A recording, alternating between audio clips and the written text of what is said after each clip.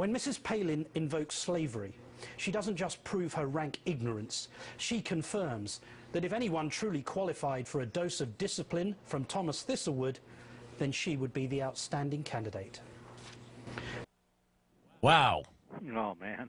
Now, you almost want to be over there and fire him yourself, don't you? he said that he deeply regrets what he said, and he will endeavor to work hard at making constructive contributions in the future, and he has a deep appreciation for the viewers and so forth. And now Sarah Palin, too, has said that she accepts the apology of Martin Bashir, and she says, who am I not to accept an apology? Everyone must humble themselves and accept that offer of apology. And I'm a huge believer in forgiveness and so forth. But Bashir's comments were just so absurd. And here's why.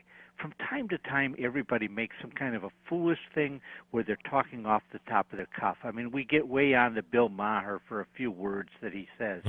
Alec Baldwin chases someone down and blurts out some words that he doesn't mean at all. And he got fired, too. And he got fired for it instantly and so forth. So these things happen.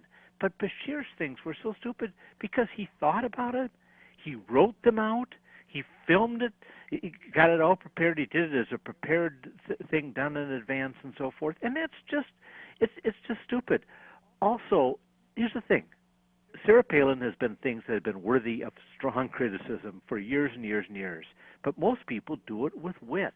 Watch what Jon Stewart does on The Daily Show so often. He just delights when Sarah Palin says something stupid, and he just has fun with it. But Bashir's thing was just so crude and so witless and so forth. It's just remarkable about it. So I'm not surprised that they kind of pressured him into resigning. It's just a bizarre incident, that's for sure. But to the point of, when you say CNN wants to have attitude and take, aren't they asking for people to be outrageous like this?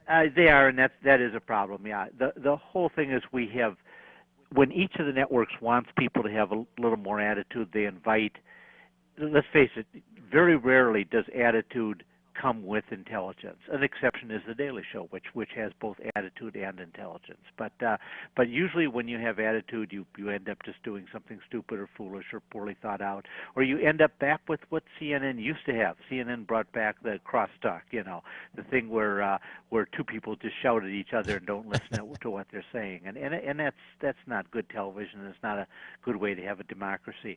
You could say that our whole problem in Washington right now is that there's too much attitude on both sides. Nobody listens, nobody compromises. And if all the networks are going to have attitude too, that's going to be worse. So yeah, I agree. Bashir's situation and Alec Baldwin's and so forth just makes you realize that we don't need more networks with attitude, we need more networks with intelligence.